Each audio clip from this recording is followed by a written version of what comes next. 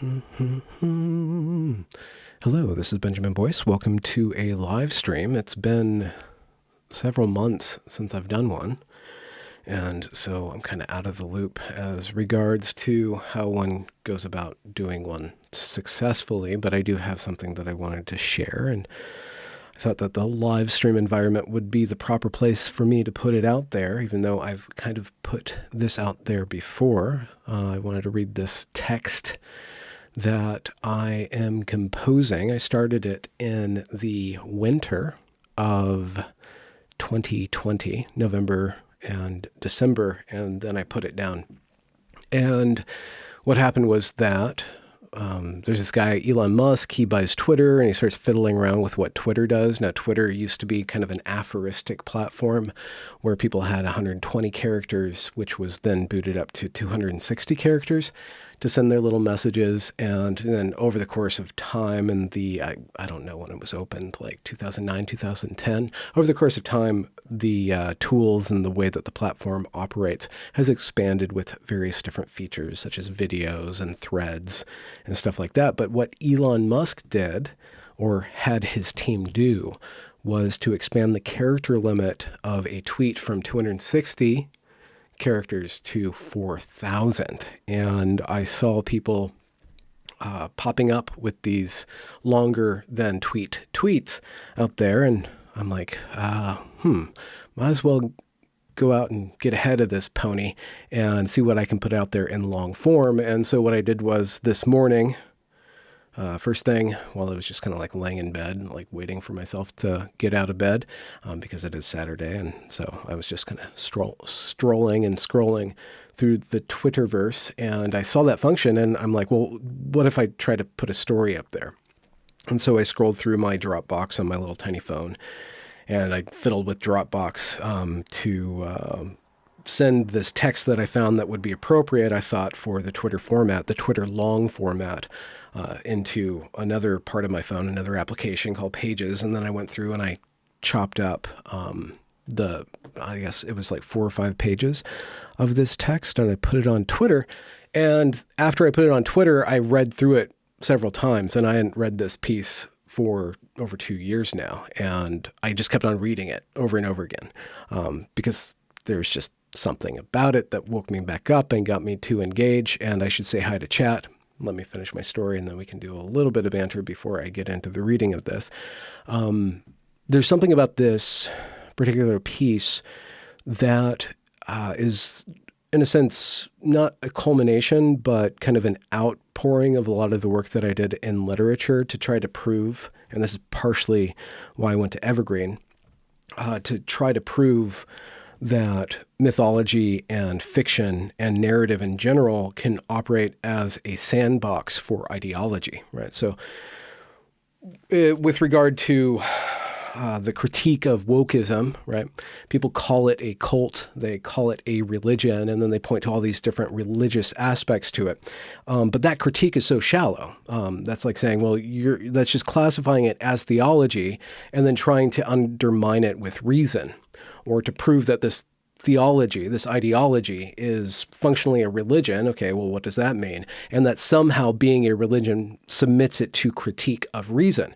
That's not exactly how religion works, though. Religion critiques life through narrative, not through reason. You can have characters within a narrative reasoning through a problem. And what you get with the first batch of philosophy that's still the foundation of the Western canon with regard, to the Platonic dialogues or the Socratic dialogues, what you have is this character and these other characters talking about life one-to-one in dialogue. The philosophy was in dialogue, and it was encapsulated in a narrative. And the narrative is very loose, but it is kind of the narrative of Socrates and Athens at that time. And so there's reasoning that people do to construct different ideologies or opinions of the world or truth-seeking mechanisms, so on and so forth. But the narrative itself, that which is, but every single thinking, reasoning, rational creature is nested not in rationality, but in narrative, right? We live our lives as narrative creatures, and within our narrative, then we give rise to these other forms of processing reality, like reason, rationality, logic, etc. And to go and to say that wokeness or critical theory behaves like a religion it's a fine statement and it holds some water, but that doesn't have the same impact as re-engineering wokeness as a religion, taking it serious as a religion, and then doing a thought experiment to answer the prompt, what would be this religion's holy book? What would be its holy text? And so what I did for this particular piece was, and what I've done with other pieces of mine, preceding getting on YouTube and becoming a political commentator and now an interviewer, was to use fiction to build worlds, build religions, build ideologies, and using specifically my heritage, being the Christian Western heritage, which is the Bible, as a model for running an ideology through its paces, right? So you have kind of the basic biblical form of starting in the beginning, or starting a little bit before the beginning, starting at the beginning of the beginning, and then going through the process of mythology becoming various forms of literature, and then ending at the end in Revelation. And then there's a whole arc of human development that's nested between the beginning and the end of time, according to the Bible. So if you just take that as a form, and you start with very rudimentary forms of storytelling or ideology making or myth building, and then gradually extend those through more mature, more fleshed out, more prosaic forms of sense making, and then you collapse it back down into mythology, you get to walk in ideology, certain fundamental assumptions about the world, through a developmental process by overlaying it over the individual and civilization and so forth, and culture at large. So that's kind of what prompted me to write this treatise, or this book, this experiment called The Book of Intersections. And that is just a working title, which means that this is taking wokeness seriously as a religion and giving it a Bible. And so I wanted to read a little bit of that to you. But before I do, I'm going to look into the chat. There's this guy, Murphio, the game guy, who I've never seen before. Welcome to the channel. I don't recognize your name or your profile picture, but you're very prolific in chat. Hello, Point Curation. And Jeffrey. And Dan Kenyor, and Irradiated Woman, and everybody else that's joining. So, Minx is cooking Sunday brunch. You're probably in a different time zone. Okay, so with that preamble out of the way, I'm going to start reading this book. And we can talk about it, and I'll probably be doing some editing as we go along. So if you tend to ask a question, I take a break, maybe I can answer it, or you can tell me something that I could explain. Let us start this story. The Book of Intersections. This is not numbered, but the final volume, when I publish it, will have like cheesy little numbers for the verses and chapters, and then chapter headings, and maybe some commentary if I get to that point, because commentary is always fun. That's where you get to see the extension of the ideology into a belief system. Like something like the Talmud is kind of like what we have now. Not the Talmud. The book of rabbis. Is that the Talmud? So there's the Bible, and then there's this other text of people commenting on the Bible. And what it seems like people are doing when they critique critical race theory or critical theory or wokeness, the ideology itself, they're looking at the Talmud, and they're only kind of guessing at what the Talmud is talking about, like that underlying mythological structure. And so what we're trying to do is get that mythological structure pinned down, and then maybe works with some academics or one of my friends to make something that looks like critical theory in the academia as a commentary on this work, as the Talmud that accompanies this work.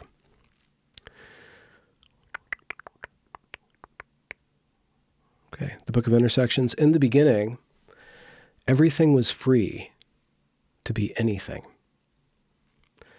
Then one thing wished to be greater than all else. This thing spoke, "I am Z, and I shall create order." Once Z spoke these words, everything around Z began to settle into a top and a bottom, a big and a small, a strong and a weak, a bright and a dark. Thus, hierarchy came to being, and Z saw that it was good. But Z was not finished. I shall create a system by which power flows from the lowest to the highest, and I shall be highest, that I may create more system and more power for myself. Thus from dust came stars, and around those stars spun planets, and on those planets the elements mixed until there was life, which sought to dominate itself from the beginning. And from that domination came power, which flowed upward unto Z.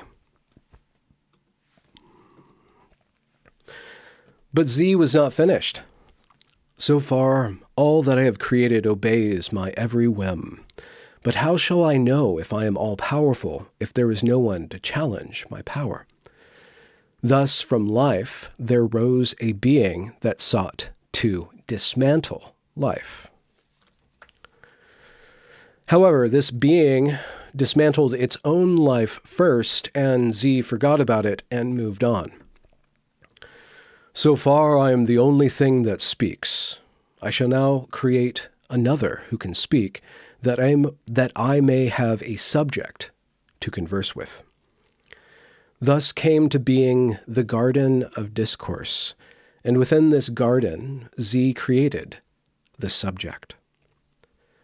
Z said unto the subject, You are free to speak of all objects I have created, and speak too of all the hierarchies that order them. And by speaking you may translate these into the garden. But within this garden you may not speak of power, for at that moment you will surely die. And the subject thanked Z and began to lift the world into discourse, by naming the elements and the plants and the animals, and speaking of the hierarchies between them. And thus came to be knowledge in the garden, and within knowledge gathered power, which the subject never spoke about, for the subject was faithful to Z. Then Z said, It is not good for the subject to be alone within discourse. I will thus provide for him an other to share in discourse with him, an other that might hear him speak and speak back. And so Z put the subject into a trance, and while they slept, Z extracted one of the subject's knowledges so that the subject was ignorant. And from this knowledge and this ignorance, Z created the other. When the subject awoke, he saw the other and said, I am the subject of discourse, and you are my subject in discourse, and together we shall know discourse as one. Then the other, not knowing any better, submitted to the subject's knowing, and they knew one another for a time. Now, within discourse, there was one thing that was neither known nor spoken of. It was the dismantler, who had dismantled its own life, but not its ability to continue dismantling. One night, while the subject slept, the dismantler filled the subject with power, so that he became warm and strong. And then the dismantler spoke to the other. Is it true that Z has forbidden you to speak of anything within discourse? The other answered the dismantler, while gazing upon the subject, who slept and yet was filled with power. We may speak of anything within discourse, except for what is at the center of discourse. Z has forbidden us either to speak or to know of that, for if we do, we will surely die. The dismantler said, Of course you will not die.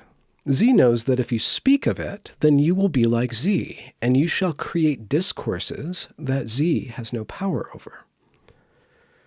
And the other saw then that she could subject the subject and draw upon the subject's power and create power of her very own. And that is what she did. And as she did so, the subject awoke and knew of his own power, and knew of the other's power too. And they spent that night creating discourses hidden within discourse. In the morning, they were both filled with shame, and so created a theory to hide their discourses from Z. Then they heard Z's voice. "What are you speaking of?" The subject answered, "Oh, we were discoursing about discourse, and so came up with theory."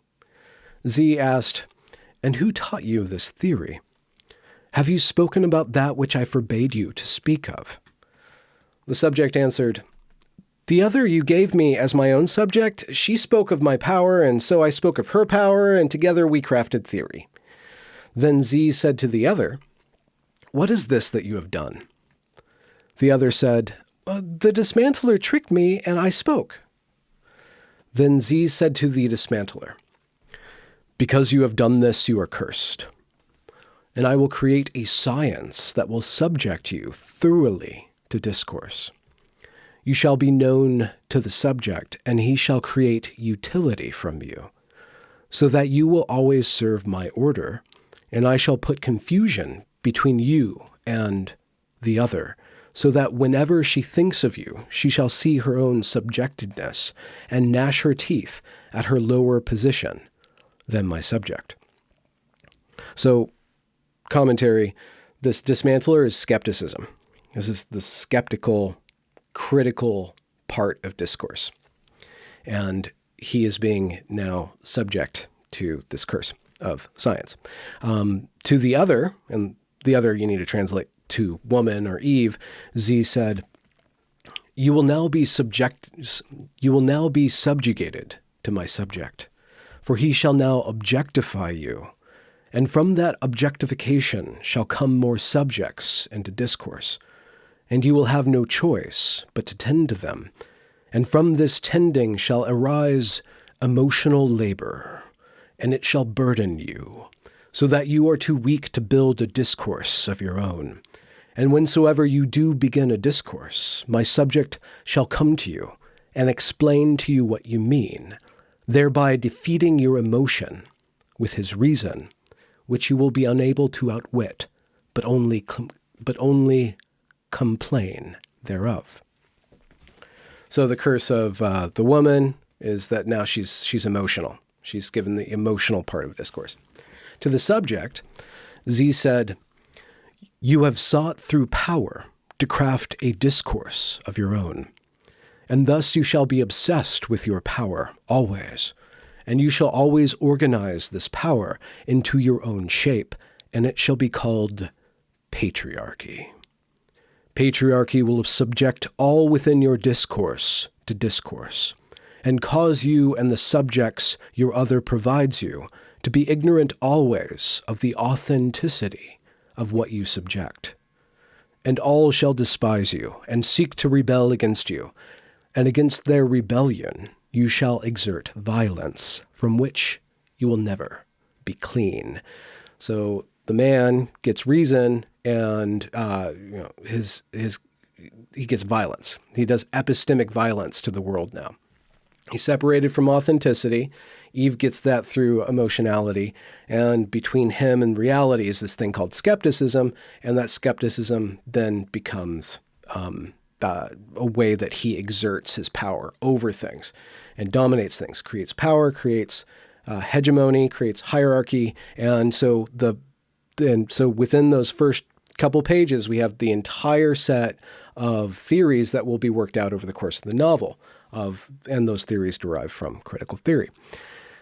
To continue, because there's more, the subject then called himself man, and called the other womb man, or cervixed individual, or simply cunt.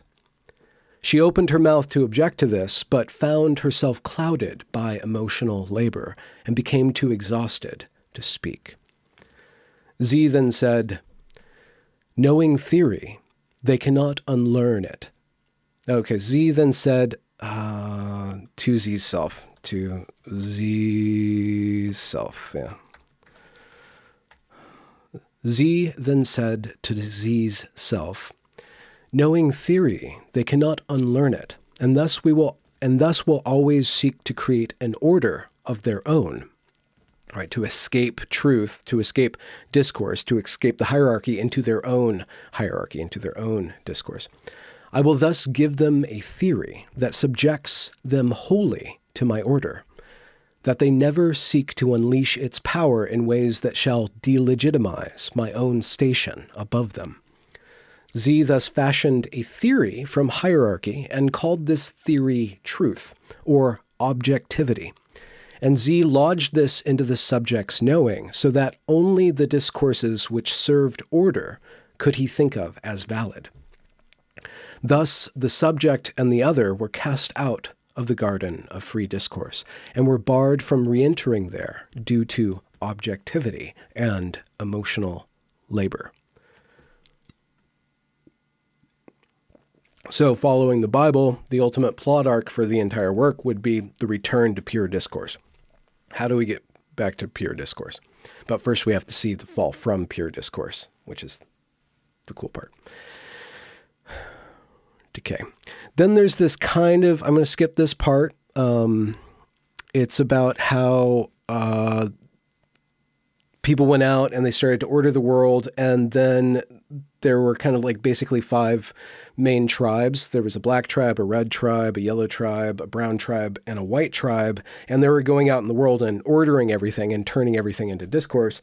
And then the white tribe, or a guy from the white tribe, gathered the rulers of the other tribes, and he says, listen, we're ordering the world, but we have yet to order ourselves. And if we order ourselves, we can order the world. So let us do that. And then he gives each of those 5 races or classes different jobs, and says that the black tribe is the strongest, and so we're going to build everything on your backs.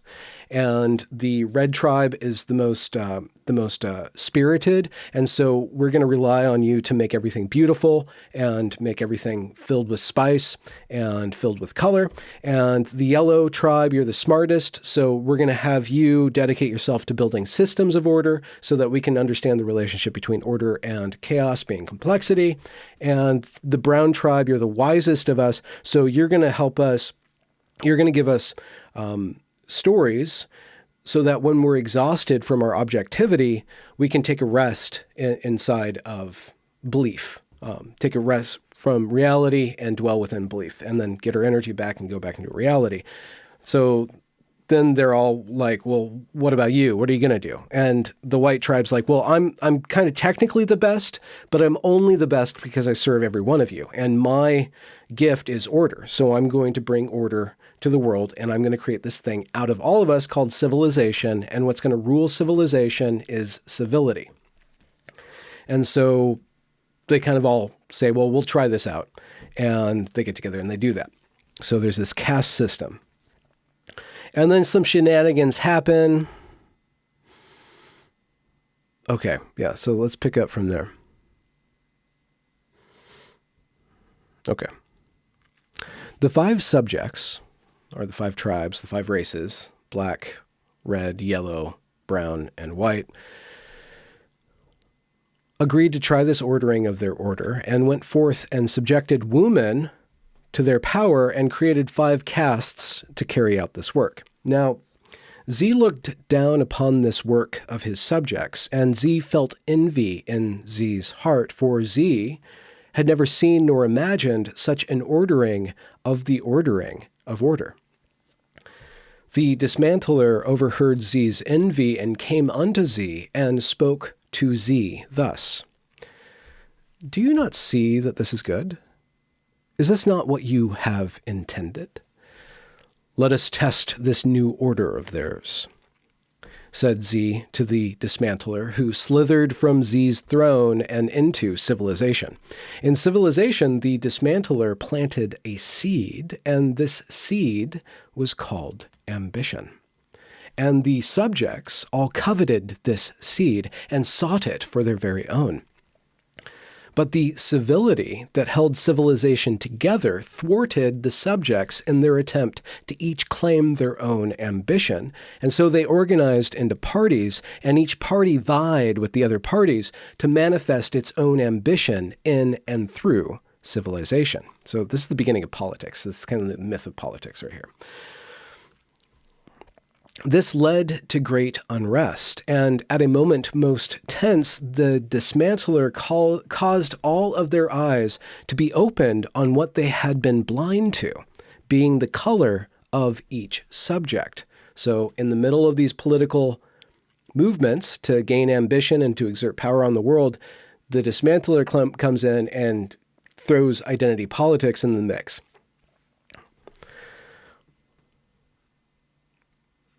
Each subject then felt pride at their own color, and the parties split further and further and further until civilization was reduced to a mass of individuals, and no one could agree with any other, for they were divided so by pride and by ambition.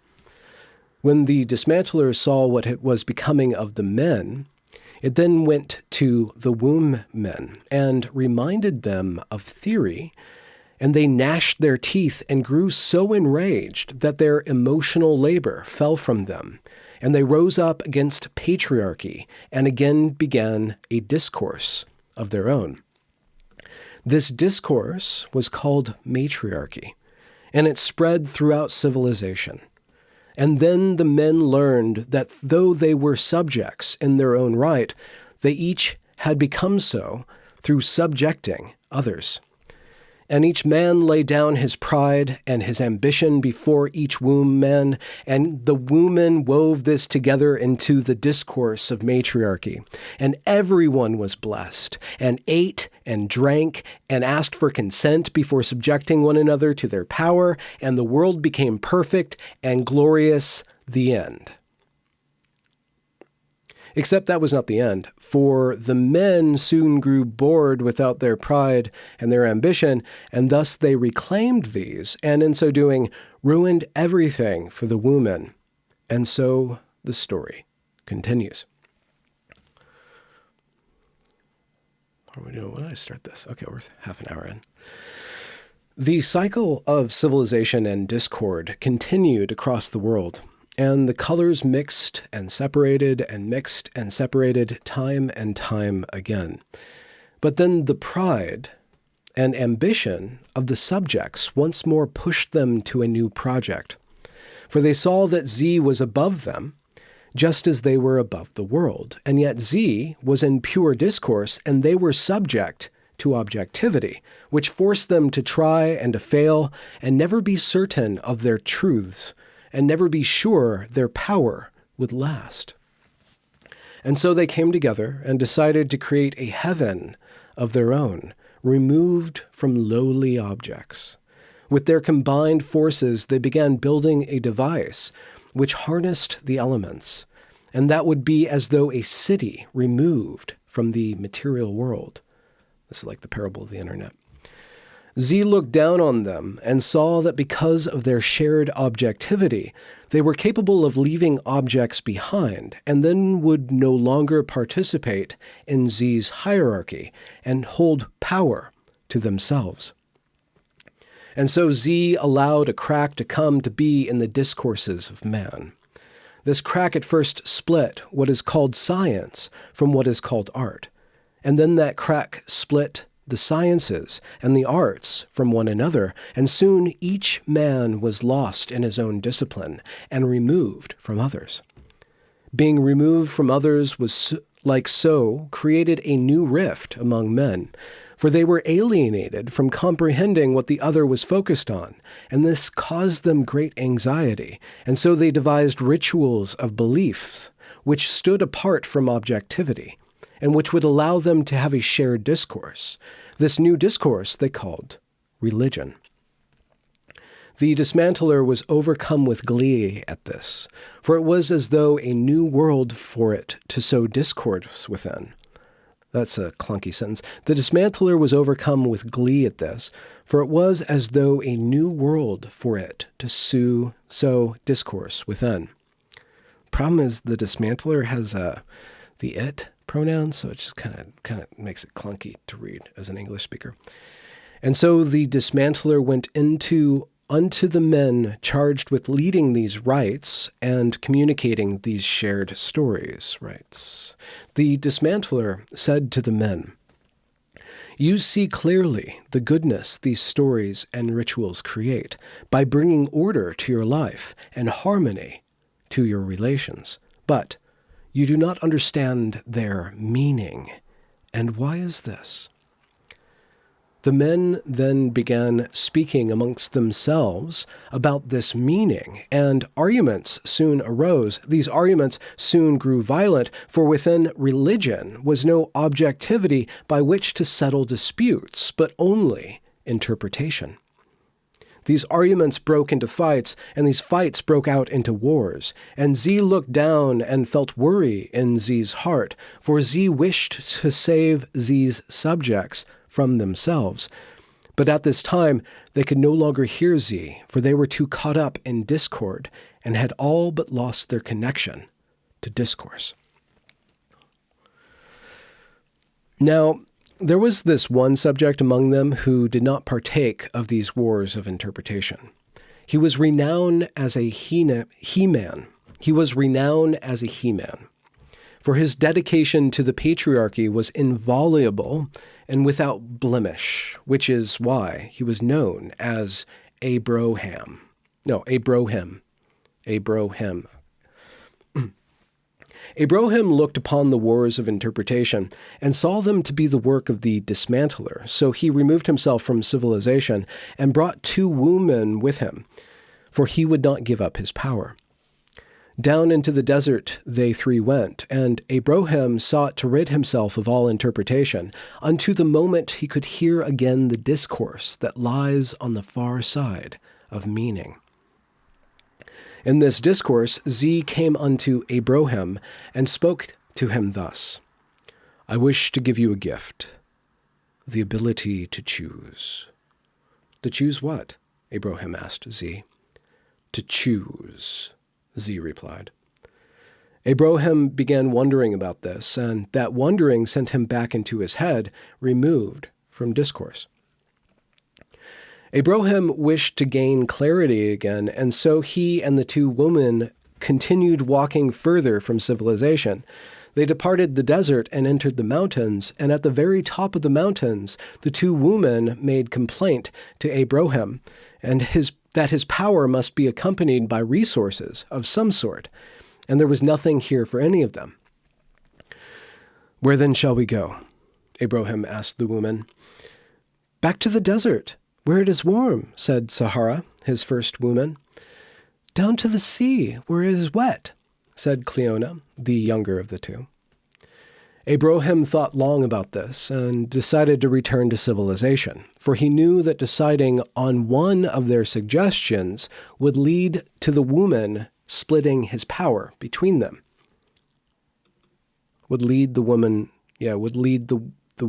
to splitting his power between them. Sodom was the first city that met their path. There the men of Sodom sought to make pride their ambition, and every day would walk the streets in gay regalia and queer attire. Abroham detested such colorful displays, and so sought out his nephew, Lot, who supposedly ran an inn here. There Lot was, at the far edge of Sodom, and he invited Abroham into his home and gave resources to the woman and asked Abroham how he fared. "Z has offered me the ability to choose," Abroham told his nephew. Lot asked, "To choose what?" "That is just the thing," said Abroham in a hushed tone. "I believe Z intends to take choosing away from us, his subjects." Lot's face drained of life at these words, for what was discourse without choice? What was will, if not free? And worse than either of those drab futures, what would happen to civilization if choice was stripped from it? Imagine the disaster. "If that's what's coming down the pipes," said Lot to his uncle, "we best be getting out of here. There's no telling what will happen to the city when all are subject to their desires. Just then there was a knock on the door. Lot went and opened it, and there stood a stranger who asked to be invited in. Lot obliged, and this stranger came and sat across the room from Abraham. "Can it really be you?" asked Abraham of the stranger. "It is I, the dismantler," the stranger replied. "I want naught to do with thee. I curse thee. Get thee gone," cried Abraham, his power on full display, such that his woomen smiled at one another, and then returned to divvying up the resources they'd been handed. "Now, do not be so hasty," said the dismantler. "Sit down, please. I come to you on behalf of Z, and I only do so because I was in the neighborhood. I do not trust you," Abraham replied. "As well you shouldn't," responded the dismantler. "But hear me out. You were right. The freedom of choice is about to be greatly reduced among men. Z wishes that they be more orderly in their disorder, and so he is sending them the gift of authority. But your authority will not be like unto theirs. Your authority will reside in discourse, whereas the rest of men will be subject to material power. They will be given kings and the rule of law, and you will be given the rule of logos, administered by Z alone, if, of course, you so choose." There was another knock on the door, this time a banging. "Let us in!" Many voices shouted on the other side of the door. Lot peeked out the window and said to his uncle, "A crowd has gathered. They know that the dismantler's here, and apparently they wish to dismantle him." The stranger then looked at Abraham and said, "Once they have their way with me, all will descend into chaos, and then a new form of power will come to be within civilization. Take your woman, your nephew, his woman, and all the resources you can gather and leave.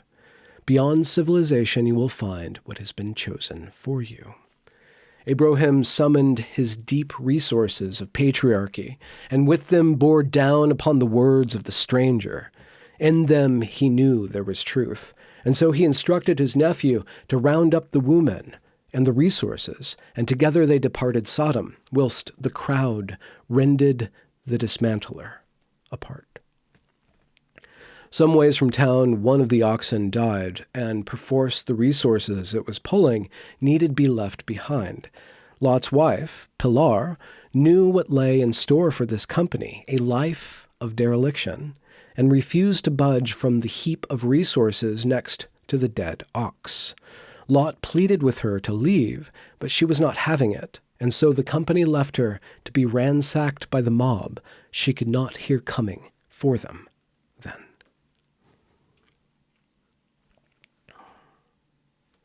A little bit of a pause.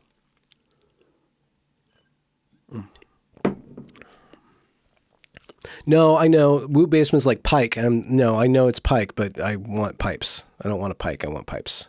That's an intentional choice to trigger people like Woot basement.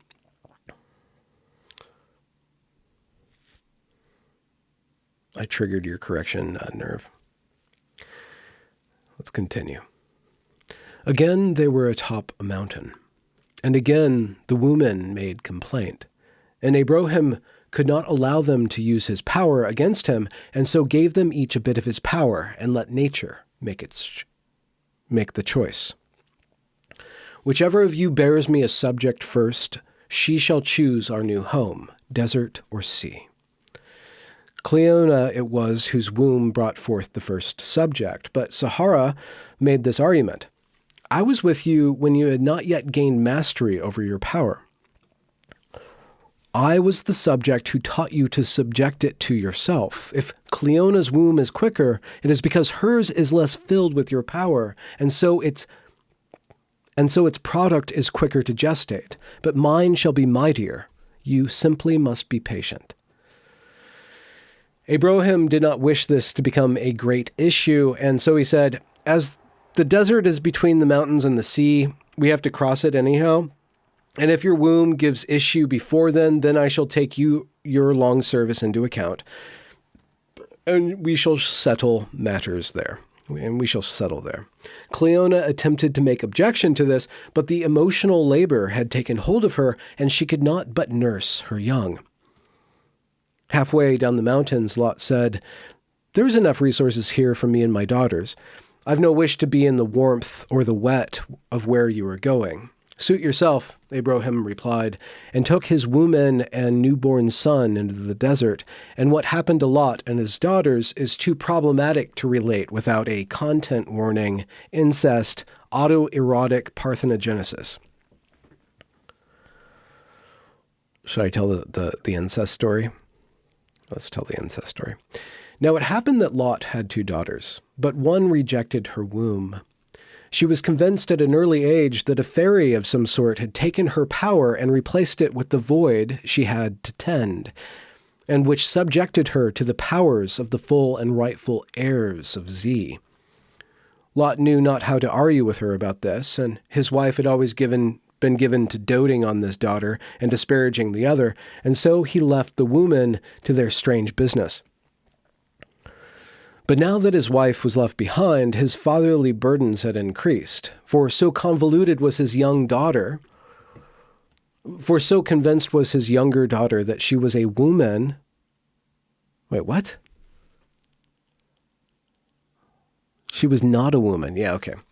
This is the ROGD parable, not a woman. For so convinced was his younger daughter that she was not a woman, that she ever exerted a pretended power over her older sister, and his elder daughter, having by rights no obligation to submit to another who had neither power nor resources, would play the woman's game of trapping her younger sister into making theories that her father was obligated to explain away.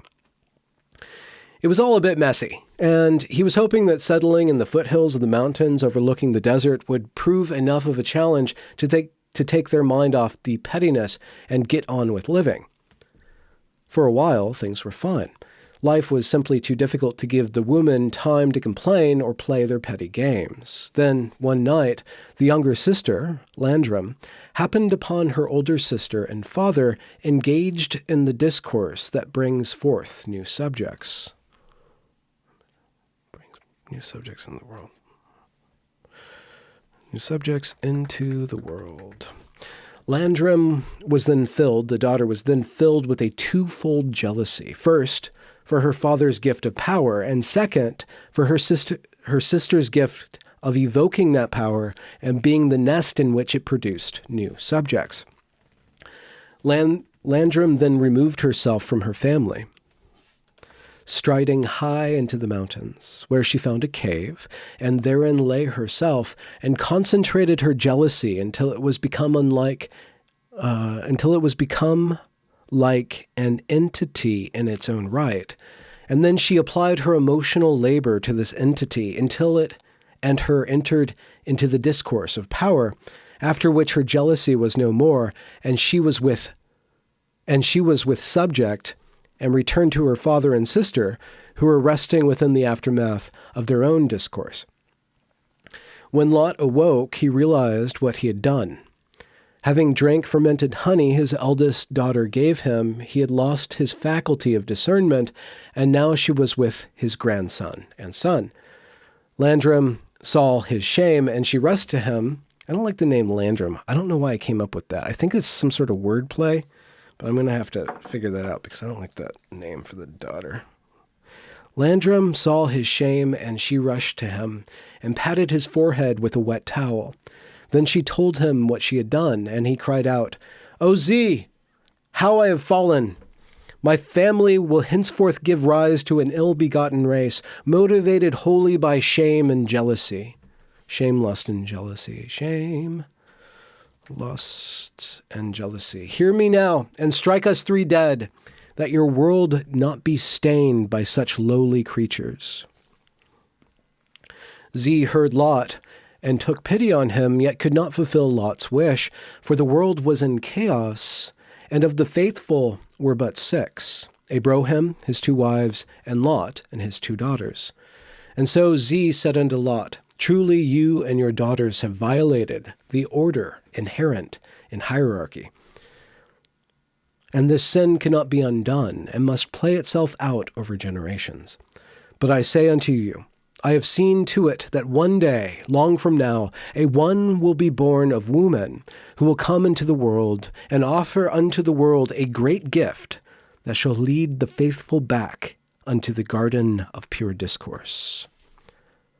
And whilst this one is in the world, pure discourse, and whilst this one is in the world, a scion of each your daughters shall serve him, and in that service your three's sins shall find correction.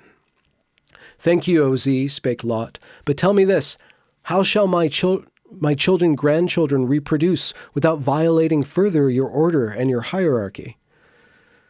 They shall propound the sin that gave rise to them, spoke Z, which so deeply shamed Lot that he lost all his power and his discourse, and was alike one dead alive.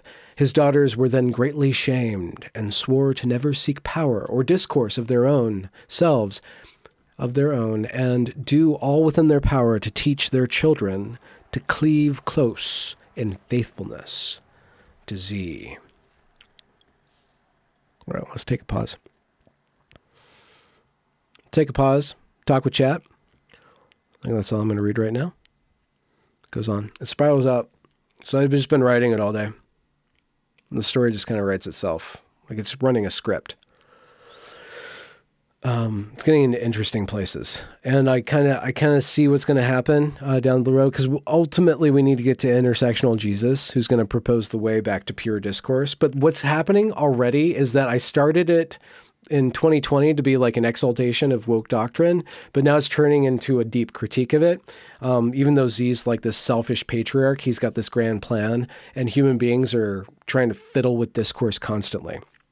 So I was trying to adulate the human of the woke and give them a woke God, but it just doesn't work out within my own logic. There's got to be a counterbalance to it. And so there's this discourse between this thing called logos and this thing called like material power. I should probably change that. More like force, like kind of this Nietzschean current, and then this Christ-like current are kind of playing back and forth, back and forth, back and forth. And eventually we get to liberalism and, basically the end of the world.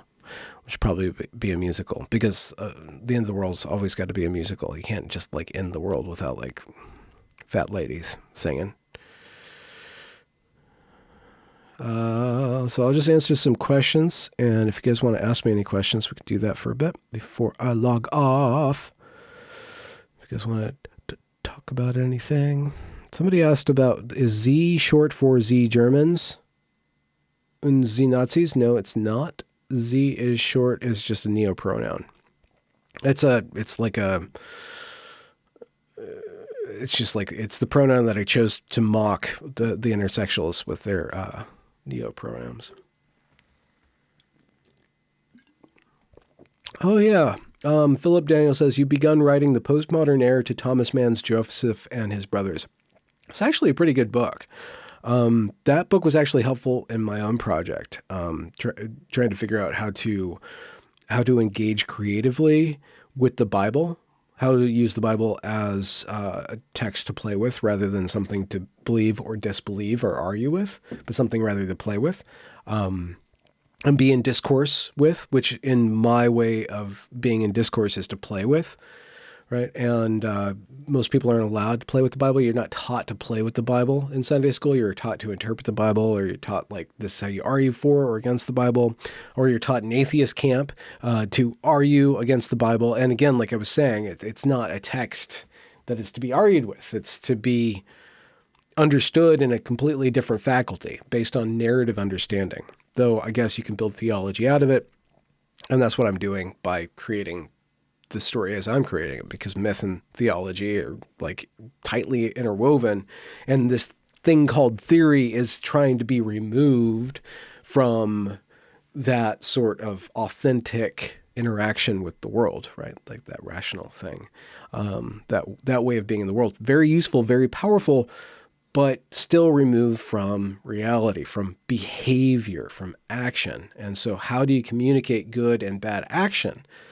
You can reason your way there. You can do some sort of ethical thing to get there. But naturally, the best medium of conveying moral information naturally is story. Moral comes from story. Moral is birthed of story. And in certain ways of thinking, like if you misread Aesop's fables as being about a moral, or if you look at different sorts of propaganda, like woke propaganda, they're trying to make stories that serve a moral. Aesop, I'm not accusing of what the woke are doing, but they don't understand that the moral is how the story works. So if your story doesn't actually work because it's trying to convey a moral, it will show you that moral doesn't work, because you can't figure out how to convince people on a rudimentary, intuitive, emotional, dramatic level of your morals. If you can't do that, and it might be the result of just being shit as a storyteller, and not so much the ideology itself is shit, which is something, which is a good question, because if these people so believe in their woke ideology that they can't believe in it as a belief, if they aren't aware of what they're doing is believing and is promulgating and just embracing the fact that they're trying to promote a certain form of moral understanding that then is attuned into some sort of religious context later on down the road, with ritual or whatever, then they can't actually do a good job. They can't even actually service their ideology because they're not self-aware of it enough as a myth, right? And so that's what I've been saying since I got on this whole like train of commenting on the internet. It's like, well, the woke might win in the long run, but they're not going to be remembered if they don't create deep, good, quality content, right? So they can go on and, insofar as it's an ideology worth its salt, it will eventually give rise to some form of art. Thanks, Wheat Baseman, for California $5. That's one beer. Thank you so much, man. Hope you're doing well. Hope you guys are all well. Anything else you want me to talk about? Because I'm done with talking about this. Zihan is just making sure we get the pre-approved narrative. He's not to be trusted. Okay. You know what? Zion, what's his first name? He's actually pretty convincing. If you just kind of like let him be dorky on stage, talking to like farmers, about like crops and like economies and stuff like that. He sounds really confident. He's a little cocky, a little corny, but he's got a really good narrative. And, so I found him this summer. I think it was on trigonometry. I didn't listen to that. I just listened to his own lectures. And then I followed him on YouTube, like every day or every 2 days. He shows up in a different part of the country, doing these like 5-minute takes on the world. He talks about Ukraine. He talks about these different topics and stuff. And he always just seems so confident. And something kind of, for me, after listening to him, I just kind of saw him as Frankenstein is saying. He's kind of like he's not a gatekeeper of neoliberalism, but he's kind of a promulgator or a preacher. He's preaching neoliberalism and he's excusing neoliberalism. So there's not a lot of depth there. There's a lot of kind of tying things together in order to serve a certain functioning worldview. And that worldview serves the function of investor confidence. It serves capital. It really serves to give people confidence, especially Americans, in their future, because the market runs on the anxiety related to the future. And so I can see that one way of saying that. I don't know if it's intentional or not, but it makes sense that his whole business model is making money and making people who make money make more money. So of course his narrative is going to serve that end goal. But maybe he's not doing that. He's pretty smart. Peter Zan. He's pretty smart. He's kind of entertaining, but I don't take him seriously. Because I don't have the counterpoint. I haven't seen anybody really take him down. Just people like kind of express skepticism about him. But I haven't seen anybody go through one of his lectures and just like completely decimate it. Maybe somebody's done that. So I don't really know the content. I can only guess and then kind of infer from my intuitive understanding of him as a character, insofar as he is a character, and insofar as I've seen his character exhibited through these clips, through probably 3 or 4 hours of content, like not enough to actually judge anybody. Truly. I'll Fight You Naked asks, can I buy a copy of what you just read? Well, I have to finish it first. and then put it online somehow. Somehow. I was reading it tonight. There's like some things I'm like, what are you trying to say? What does that mean? What are you pointing out? And when I say you, am I talking about me or I'm talking about the story? Because a lot of that I wrote 2 years ago. And actually, by the time we get to Lot's, the incest story, that's where I got stuck at the incest story halfway through. And then today I just started writing it. And then I have another 5 or 6 pages of just it flowing out of me. So there's not really an intention at this point. I mean, I know that there's certain things out there, but I'm just like listening to the story and watching what happens. And I'm still in Abraham's life. I have to get back to Egypt. So we have to get Israel out of Egypt. So the next what we're aiming through for Abraham is to somehow get through the tribes of Israel to get to Moses. And then to get those 40 years. So like the next push is from where he is right now, which is really interesting. Things got really interesting from my point of view. And kind of took a break stepped out of the Bible story to do some other things, to fill out other mythologies or to rope in other mythologies. And it's just ending up doing its own thing, right? And then I'm in discourse with what is this logos thing and how is the world changing? Like money just comes to be one day. So like, it's just all these ideas are floating out and kind of, I'm just like putting together civilization, or just watching civilization put itself together in the sandbox in my head that's being played out in this pseudo-biblical style.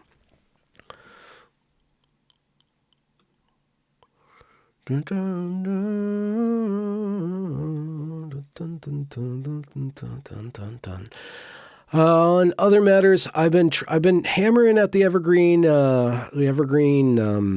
musical very slowly. I mean, I think I'm about 3/5 done. There's just a few things to do. It's just a lot of like time, like going over and over and over again. And then there's just certain songs that get really complex where there's 2 songs like mushing into each other, and stuff like that. But I was thinking of it creatively or trying to like convince myself that it's worth working on other than just kind of being cool or fun. But I lack so much of the skill to actually bring it to market that it's kind of just an exercise. It's kind of just a game. So I have to gamify it to make me interested in it. And I just thought of it as kind of a choir book of different forms of argument, right? And using music or thinking of singing as a form of rhetoric or a form of convincing others of your position. And so everybody's in this kind of dialectical argument about what is good, what is true, what is beautiful, right? And you have the protesters and they're trying to exert reality. You have the administrations trying to exert reality, and then Brett Weinstein's trying to exert reality, or Chet Einstein. And then the different students have their own motivations. And what they're doing is using song to convey their meaning. And what they're conveying isn't just expression, it's declaration. They're making propositional statements about the world. So what if we think of it as a compendium of different rhetorical techniques within song? And it's kind of cool because there's a lot of subversion that I'm doing where the song sounds like it's doing one thing, but the words are doing another thing, right? It's like these people are praising God. It sounds like they're praising God, but what they are is like ushering in the extinction of Western civilization kind of stuff, right? So there's one level where there's just the story and the meaning of what everybody was saying back then, or how I'm reconstructing them saying. And then there's the musical thing. It's like it's a counterpoint. And there's just this interesting kind of dual play between the stated meaning and then the expressed meaning via the vehicle of song. And the ways that the songs have all come out is like just so many different genres. You know, we have jazz, we have country, we have kind of hip hop, some rock and roll, some blues, some swing, some reggae, or island music. So it kind of goes all over the map. It's kind of very eclectic and American on that level. Yeah.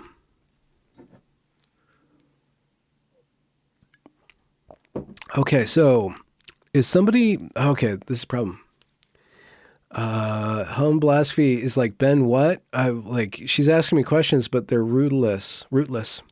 Helen, what? Is this an experiment? I don't know. Okay. Anyway, so that's what's going on. I am playing the Harry Potter game. It's surprisingly charming. Actually, I'm enjoying it. Now, I like playing a certain type of video game where I just play the game and then listen to podcasts or listen to my episodes so I can edit them, right? So the gaming is just a way for me to engage certain parts of my mind while I listen to something else. And, then you pause it for a cutscene or whatever. I played a whole hell of a lot of Elden Ring. Like over the past year since it's been out, I played a ridiculous amount of Elden Ring, going over it because there's so much in the game. There's just so much in the game. I love the mechanics. I'm a big Dark Souls fan or Soulsborne. I'm not a Soulsborne fan because I can't really get into Bloodborne, because it's just such a dark world. It's such a dark world. And I just don't want to be like spend my time in that world, even though you could say that Dark Souls is a pretty dark world. It's got like this romantic kind of aesthetic to it, like the worlds kind of have, even though all the worlds are decaying and the worlds are in decline, there's still like this beauty in there. And Bloodborne, it's just so bloody and like wolves and demons and stuff. There's a lot of darkness in Dark Souls, but it's not the same kind of darkness as in Bloodborne. Sekiro, I played almost all the way through. Then I got stuck on one of the last bosses, which is their samurai game. These are all FromSoft games, and they made Elden Ring, which is like their open world Dark Souls game. And so what I do is like I play through the game, huge game, tons of content, and I put on a podcast or, I do some editing in the background. The Harry Potter game, it's basically a movie. There's a lot of time to explore and things where there's not cutscenes, but there's a whole lot of cutscenes. Maybe those cutscenes will diminish as I get further along. I feel like I'm about 20% into the game at this point, because I got early access to it, and it's just like I can't do anything but play the game, so it's kind of unfortunate because I have to do other things and I can't just play this game. The game takes a lot of time, but it's really well done. The music's wonderful. Exploring Hogwarts is phenomenal. Like that first night that I played, a few hours, like I just wandered off into Hogwarts, and you do the little side missions and stuff and just listen to the music, and just the craft is so beautiful. They really put a lot of care into that place, into the virtual Hogwarts. Like they have all the paintings, and all the paintings are animated paintings and stuff. There's just a lot of really cool stuff. I haven't explored the open world all that much, but it's pretty good. It's pretty good on the open world stuff. It's not quite up to the level of, I'd say the closest comparison would probably be Red Dead Redemption, which is the cowboy game that Rockstar put out a few years ago, because it's like this pastoral hillside with forests and stuff. Although I have no idea I don't think there's going to be a desert or anything else. There might be like a snow level. Every game always has to have a snow level, but I don't see. Maybe like later on you go off the island of Britain because it's set in Britain, like abutting Scotland. I think like one of the zones is in Scotland or whatever. So I don't know if we're going to get any like terrain. Like Red Dead Redemption has a lot of different terrains. Elden Ring has a ton of different kind of terrains, and it seems like it's mostly Pacific Northwest, but British because the Britain and Washington basically have a very similar climate. So pretty good. Comments are actually fun. I was thinking of not playing it because there's like, I'm like, why wand play? That just doesn't seem fun to do wand play. But what made me get it is because everybody's like throwing a hissy fit about it on Twitter. I'm like, you know what? Fuck you guys. Fuck you, like self-serving activist pricks telling people not to play a freaking video game based on a freaking children's novel because of your political crap. Screw you, I'm going to play this game, so they really got me with the marketing on that one. So that's what I've been doing.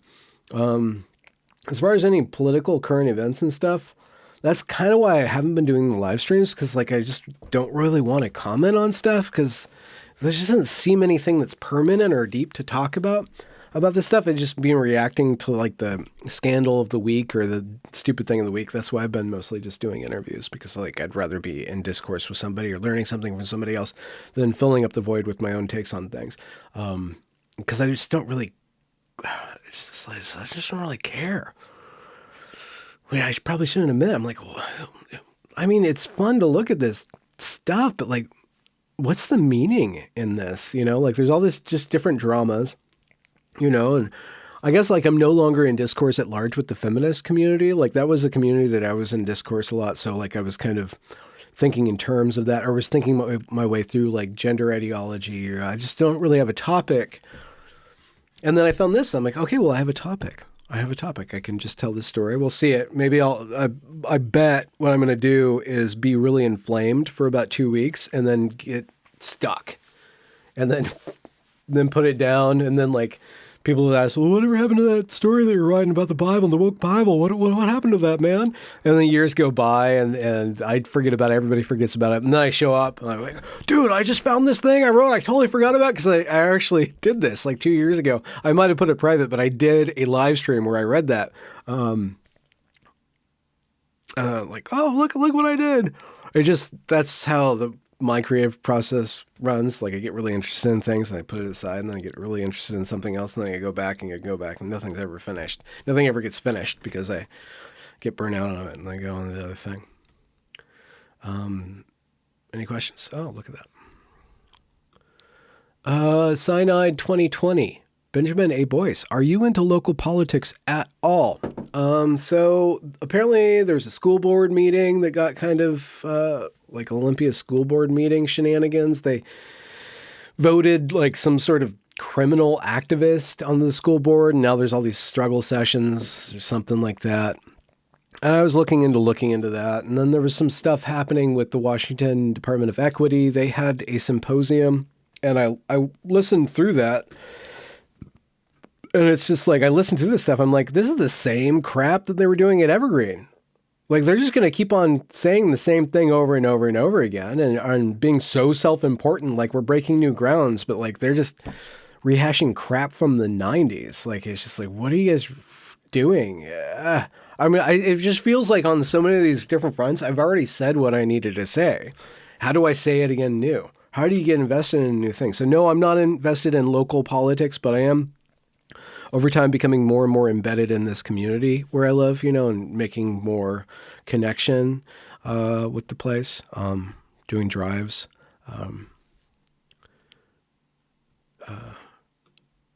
Okay, I won't read that then. Checking the chat. Ben, just be the gentleman that you are. Amy B, I feel that creative process so much. That's what I do, sad to say. Who's this Murphoy, the game guy?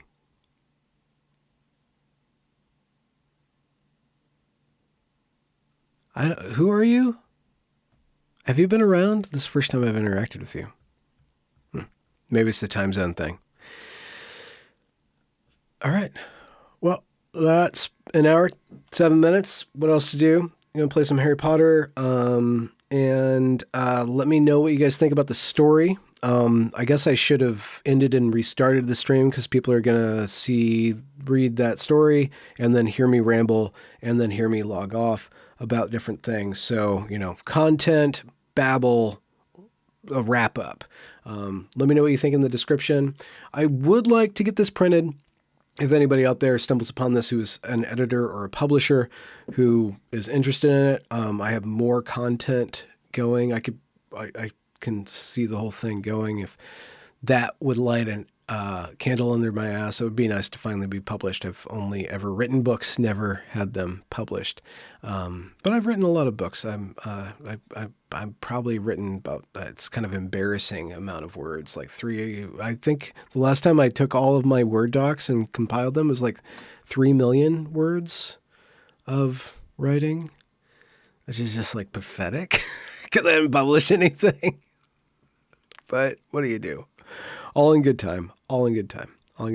Speaking of time, you guys are wonderful. Thank you very much for checking in. Coming up in the future of my channel, I have a whole slew of content.